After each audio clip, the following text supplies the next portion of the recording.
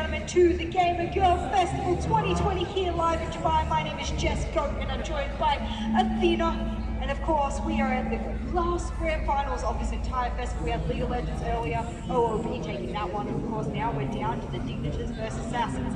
It's who we predicted would be in the grand finals. Yeah. But what we didn't predict is that we would have Assassins lose their first ever map here. It's so fitting for the grand finals. Yeah, definitely. I mean, they, like you said, they went totally undefeated this whole festival so far. And earlier on, I was talking about how I believe that they are probably one of the strongest teams. Obviously, yes, they are in the finals, but you know, I was talking about how they have previous victories over Dig, and it just worked out really, really well. And now we are jumping up into Overpass, which is Dignitas' pick, which they already have the first map point on Inferno. So if they win this, they will be crowned the official champions of this festival once again. We'll get pushed up on Party, but she doesn't care. She'll take out Milk, and Emily will trade her straight back as they are making her way through Connected. Now, no one's there to receive her, but she knows that they're... What? That's her teammates, ladies and gentlemen. Don't worry. Sometimes we get confused. Because the outlines don't make sense, but what does make sense is that Anna gets Emily, she'll get traded straight back. It's the trades that the Dignitas were struggling with several maps ago, and now that they're getting it in a flurry, it leaves Nick and Kelly. Kelly's been having an absolute monster of an event, so she can pair together some rags here, but it is pistol v pistol. The Julie's coming out. The Julie's get the head of Rain. Can she get and she almost does, but she'll whip that last bullet she needed. And we can hear the Dignitas screaming out the back. This is the vibe, this is the hype they needed, and I think this is what is really giving them the edge. Yeah, I mean, you talked about this, I think, earlier on the day yesterday when you were saying hopefully these teams don't pull out too much during the festival until the finals, and I think that's what Dignitas are starting to do here. We've seen some executes we haven't seen before on Inferno. We've seen some kind of play styles that they were not doing at all with any of these other teams. They didn't even do the initial BO3 versus Assassins, and now they're starting to play more in their element. We do have Anna and Milk here towards mid and bathroom. Milk actually denying them getting any closer than they already were. The SMG getting the kill. The bomb is still towards Party, and we see Dignitas start to walk towards that long A area, but Anna is here, and unfortunately doesn't manage to get any of those kills, even though she was ready to get those kills. Didn't work out for her. Now Thea trying to get another kill. She gets one through the wall. That's the second kill for her. Kelly just whipping a lot of her bullets with another 2 kills. And just like that, it's immediately a 2-0, and the buy is actually coming in for Assassins. Not that much utility going to be able to be bought, but first gun round coming in right away. We think that Overpass is that kind of T-sided map. Is that why we're seeing such domination, or is it more just the Dignitas are outplaying Assassins? I'll be honest, right now at this moment, in my opinion, I believe Overpass is a lot more CT-sided because the rotates are a lot quicker. I feel like right now, yes, they won pistol. It's hard to say whether or not Dignitas are going to be super, super dominant in this map as of right now. They are very confident. They are seemingly super interested in these plays that they're making. Absolutely, but Rain is going to make her way through bathrooms. No one's going to be there to engage her until she decides to make the peek onto A. The volleys will come raining down onto the side, and this is now a flurry of kills, ladies and gentlemen. Anna makes her way through on the side of the smoke. She'll get one. She'll be looking for many more. The smoke is actually that will give Anna the chance she needs to take out Art, but a little bit of a team kill in there as well, unfortunately, which really does damage. And that leaves Thea against Anna and Claudia. Rifles v rifle. There's no utility available there, but where it was is now gone, and now it's just Anna v Thea. And Anna needs to be very careful. She can actually just wait, but she doesn't wait. She crosses and she gets caught out, and you can see the smiles on the girls of the Digs there. They're ready. They're reigning supreme. They're not giving Assassins any room to move. Yeah, really, really well played by Thea there. I mean, they had to bomb down the Assassins on their side. I mean, Anna had a clear vision of it from back, but instead of kind of using that to advantage, felt like she just really wanted to get some sort of trade. She tried to reposition at a really, really bad time, and Thea just absolutely dominated them. Headshots on both, and very, very well deserved. And now we see another default coming in for the Dignitas side. They know the other team might be on pistols. They're holding back a little bit just to make sure they don't get pushed and try to give off too much info or drop any of their weapons, but the Assassins are in the front of this long A holding. MyStar finally gonna get that info. She gets picked off. That's a gun down for Anna. She is gonna hesitate a little bit to try to get it. She has to try to stay safe on getting it, but she will be in range. Gets a kill onto Kelly, but then 2 of those kills onto Milk and Ray. Claudia immediately there to follow up 5-7 kill onto Thea, and it's all down to Emily. How did this just happen? Unfortunately, when you tunnel vision on one person, you forget that there are other players on the board, and that's exactly what gave Vic the opportunity to use Dignitas tunnel vision to, well, against it rather. Anna did pick up an AK, so did Vic, so did Claudia, and everyone's got rifles in their hands, thanks to the side of the Dignitas who so kindly dropped them on the ground for the assassin kills. Yep, 1v3 here. Emily is going to hear all those footsteps towards that monster area. They are already clearing sight together really, really fast and really, really well together. They molly her out. Her spot is given away. Anna getting the kill onto Emily. But yes, Assassins, they played that super, super well in the sense that they held their own, and I feel like at this point they've won so many pistol rounds in this tournament that you should not discount them from winning those rounds, because they've always had pistol rounds. They always have at least 1 or 2 people getting 2+ kills in each of these rounds. And Dignitas at that point, I said they were playing far back, and they were, and then as soon as I said that, felt like they started splitting up on the map. And that's when, our star got picked off, one other player got picked off. They tried to group up towards B, but instead of grouping up and just going and taking one section of the map, they just waited and they fell into their crosshairs. And now a really fast B execute coming in from Dignitas. Kelly here in the pit gets a kill on Mill, and she's probably falling back all the way into the pit. Artstar, Emily, and then another kill over to Artstar. They took the site really, really fast. The Assassins were in those kind of spots that they could get those kills, but I feel like the counter just weren't there, and the execute was coming in super, super fast. They weren't exactly 100% ready for it, but Vilga left in a 1v3 set. Vilga decides that she's going to try and take this 1v3. She'll grab one, but there is an AWP looking directly at her. On the side of that smoke, there are a little bit of misplay, not really reading the fact that she didn't have the cover she needed. That's going to net her a round down for her team. That's a 3-round deficit that Assassins are seeing, but this is early game, ladies and gentlemen. This is early game. We're only on round 6 at the moment, so Assassins are able to make the best of their CT side. They will bring this back on even, and we'll see a very sharp and fast push up on near party, but they're actually back on up after utilizing the utility there. And actually, to their advantage, being made in the door. At least give Artstar a little bit of an indication if anyone is out on water. No one makes the push up there. We can see they're just hoping that they push up through baskets on the B side. And there's a lot of CTs on B right now, so they'll need to make a quick rotate, but it doesn't matter because Thea catches Claudia off guard. And it also looks like the A execute is what they're sweet for at the moment. We can see a little bit of a rotate by the T side there. I think he's going to get an AK out of that, but that rotate's already begun. Yep, the bathroom play. They are coming out long, but they're just kind of stuck in bathroom. Vilga with a really, really good flank. They didn't clear that bathroom. They just ran up short A, thinking it will work, but I mean, you really have to clear that. They know the bomb's going in. They have the bomb down. Vilga plays this almost perfectly. She gets 2 kills. She does her job, and Kelly is here to follow up with the trades. The bomb is down. Milk left in a 1v2. Now 2 of these players are coming from 2 different angles, and Vic absolutely denies anything from Milk.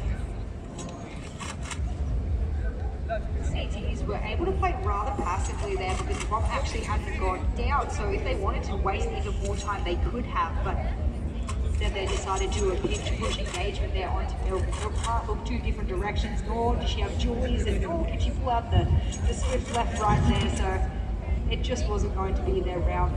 whatsoever. But we have a pause, ladies and gentlemen. Whilst we have a pause, what do you think Assassin need to do? I mean, we saw that round. I really think that just came down to let's call it a lucky flank. I mean, no one scouted bathrooms there, so Virgil was able to essentially hide out and not get spotted. So I think that was just a little bit of a misread, a miscommunication there about who had cleared what. But I think if Assassins want to move forward into these rounds, you know, having a really positive C10 side, they're just going to have to use more utility, and they've got enough of it in their hands now. So what do they need to do? I feel like, yeah, that was definitely an oversight from Dignitas, and at this point, I mean, I feel like they're definitely super confident in the way they play. Yes, it was an oversight for them, but at the same time, it would have been a really good strat, granted that the Assassins had the counter setup. And there's no way they would have known that Dignitas would have done that strat. They just decided to do that setup. It worked out in their favor. Now there's just another thing that Dignitas is 100% aware of. They're actually on the flank again, but absolutely overextended. Milk instantly destroys her with that P250, and that's a gun down for Thea to pick up. And if anyone can do anything with it, it's Thea. I agree, Thea's been having an amazing tournament thus far, but Anna, with the all she actually saw multiple teams setting up for this A push. There was bathroom, there was party, there was a lot of presence over near A long, and surely the call came out, and that's why there's only one player over on B now. All the things has occurred. Vix really extending herself now. Do they know that she's in the middle of the bathroom? Surely they do, but she's going to take advantage of it anyway, and Artstar will trade straight back onto her. Artstar will then get the AK, which she is extremely proficient on, but Milk, she's extremely proficient with any weapon she picks up, and I say that she just whips the shot directly for me, but maybe not the all, but we'll see whether or not Callie can salvage any of this round. She is a 1v2, the plan has gone down. Surely she knows one's in bathroom. She's expecting one to be holding a crossfire, but they're actually both in that direction. She's decided to do is tap the bomb. She'll get one. She has a kit. She goes for the defuse. Oh, pros don't fake. Kelly, pros don't fake. She pulls off in the last second. I'm not sure whether or not she would have even been able to get that. I don't know. There was 1 second left. Pistol in hand.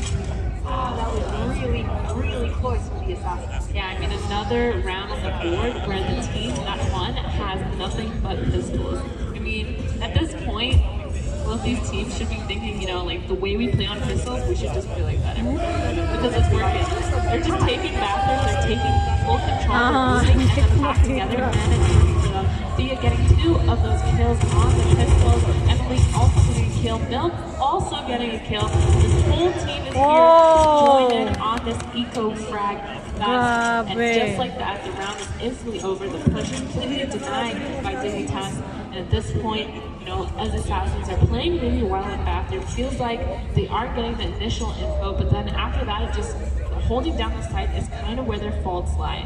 And you really have to think, like, what are our counter needs looking like? What are our setups looking like? And what are, like, why are we overextending at some point? Like, once you get that info, it's easier to just fall back, relay that info, and try to hold it or retake it later on. But instead, what's happening is instead they're trying to take that info and then instant flying, and the most obvious person doing stuff like that is Vilga. She's taking that party control or taking that long-range control, and instead of just holding back and making sure that nobody joins her in bathroom, she's just pushing. And sometimes it has worked for getting her a pick, but at the end of the day, it's been an overextension almost every time, which we actually saw her do yesterday as well on overpass. And it was almost as if after one of their pauses that they made, that it was only then she realised she was overextending. So I'm not sure whether or not Assassins need to have that pause, have that talk. But now we're in round 9. Rain will gain that bathroom control. There's actually a lot of bunching up here on A long of the T side. They've done this before. Anna read it last time. Can she read it again? Can the rotate call be made? I think they're thinking that this is a fake. They've actually pulled multiple people over closer to B, and Anna's tucked herself in a corner, waiting for the T's to come raining in. Surely they know this is where she's going to be. The smoke will actually cloud her. All she needs to do is hide, and they've let her in the smoke, and she didn't. She made noise, she gave away her position, and now the T's have complete A control, and they didn't rotate. They fell for the fake, or the lack thereof fake, and now, there's just going to be no way, even though it is a 3v5, there is no way with all these angles held that Assassin's unless they get really fast picks that they can make this retake happen. Yeah, I feel like Assassin's at this point has to find the middle ground of kind of what we were talking about earlier. Like this round, you know, we found Vilg and Anna playing on that site, but instead of getting some form of info and falling back, they were just full on playing on that side, expecting them to come in. And instead of getting ready for them to come in, they weren't sure because they didn't have the initial info. And at that point, the counter nades are kind of useless. You just have to fight. And of course, Anna kind of had the play. She saw the smoke and bomb. She's like, you know, I'm gonna tuck myself in. But then she spammed and kind of gave away her position fully. And so, pause coming in. Definitely, Assassins needs to talk about how they're going to play around at A, and I feel like something that also would help them at A is B is feeling a little static. Their players at B, they're not taking that much water control or that much water info. I don't know exactly if they have been jump spotting it from site, but at the same time, they haven't. Okay, so at that point, you know, you don't have any info at B, and you're trying really hard to get info at A, but you're losing the fights, then maybe the B players have to do something to make up for the A players, because at the moment, if you're Assassins, you're saying, hey, listen, we can't hold A unless we know what's going on. You know, our nades aren't working. Retake was occurring, but that shouldn't happen. That's not something that you usually see Assassins play like, and I feel like they're letting get to them now. Yeah, for sure. I mean, as soon as you know that there's one player left, it feels like that's not the first 1v2 they've lost on this map, but as I say that, he is running out of monsters. This is a fast retake. They know they have pistols, but Claudia again with the 5-7. This is her pillar. She's played this spot so many times with pistols, and every single time she manages to get at least a 2K or a 3K, and this is the fastest round of this game. I don't know what went through Dignitas' heads. They knew they may have been on a save. They knew they may have been on pistols, and they chose to go B, where their most prominent player with pistols are stayed. And like at that point, if you don't have the right flashes, you don't have the right nades, you should not be running out B. At least have flashes. So even if it is a stack, then you have the fight that you want to take. You don't just take these 1v1s against a pistol at such close range for no reason at that point. Very odd decision there coming out from the Dignitas, but maybe that was a little bit of a pass over from Assassins who had a previously unbeknownst round to them, but Anna actually, at the end of that round, stuck all the way through and picked up that ult that was dropped by she's got an ult in hand and a heck of a lot of cash too. She didn't have to buy it out. She had just got a pass as a present from Emily, who had to buy her own yet again, and Vilga finally doing the passive play. She is further forward than she needs to be, but she does have the crossfire set up further behind her, so she can give the intel as to when they need to peek. But Molly goes out. Do they know she's there? No, it's not going to connect where she's actually sitting. And she hears that utility going. She tries to spray transfer. She can't collect it, so Rain will take her out. And I don't know about the even mean anything for the CTs. Yes, the CTs down. She's got rules her engagement. Seen by Anna, and she's desperately trying to find players here. It's actually just going to zoom into the middle of side, but Anna does have a great transfer. Allie will take out Emily. That was a beautiful decision making and game sense there from Anna. She knew in close range that she